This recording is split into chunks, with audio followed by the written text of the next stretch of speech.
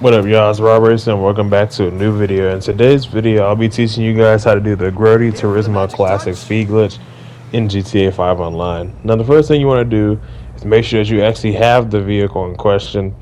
And the next thing that you want to do after doing that is go to the Los Santos custom, wherever you go to customize your car. Put maxed out engine, transmission, and turbo on it, along with, and this is very important, 100% armor and non-bulletproof tires. So you want to have 100% armor and non-bulletproof tires. And that's pretty much it for the very first part, and that's, in my opinion, the hardest part is just having the vehicle. The next part of the video is actually pretty simple and straightforward. It works the same way as my other glitches, but this one, it's a little bit different. Well, it still follows the same way as the other ones, but it's a little bit different with how you have to do it. And I found the easiest way of doing it is shooting it right here in the fender 3 times on each side. And I know a lot of people tend to just like to park it next to like a wall.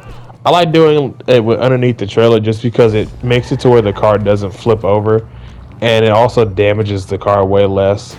And it only makes it to where you only have to damage it in the spot instead of having to flip the car over whenever it like flips on its side or whatever.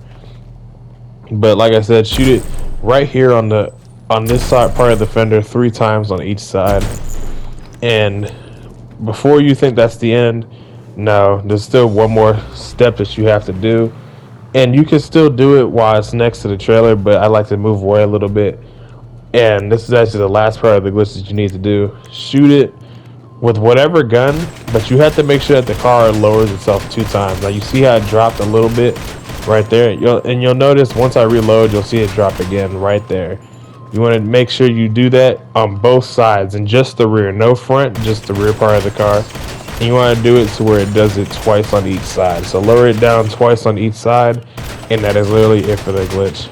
Now this glitch, in my opinion, is actually pretty good compared to like most of the glitches that I upload. It's actually pretty fast. Now the problem with it, and I think it might also be because the tires that I run. If I'm being honest, I would probably not put the tires that I have on it on, because I have, well, this is actually a merged car from like a long time ago, so I have like the Benny's lowrider tires on it.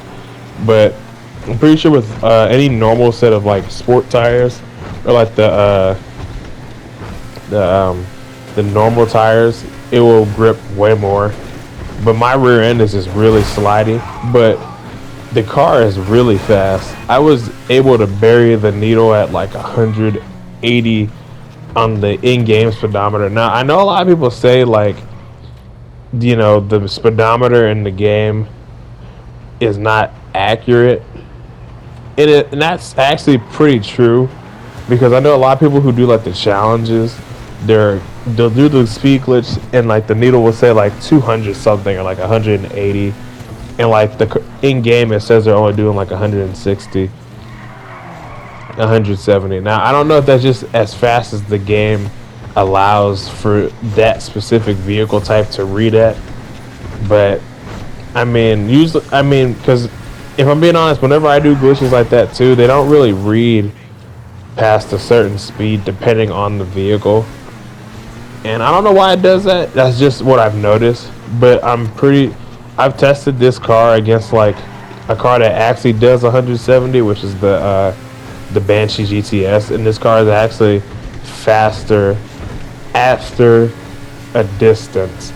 Now, from a standstill and a stop-start, like a drag race, this car is not that fast. It just doesn't accelerate hard enough for it to be comparable to that car in terms of like a drag race. But if you're doing like highway runs, this car will keep up perfectly fine, and actually after a while will pass it.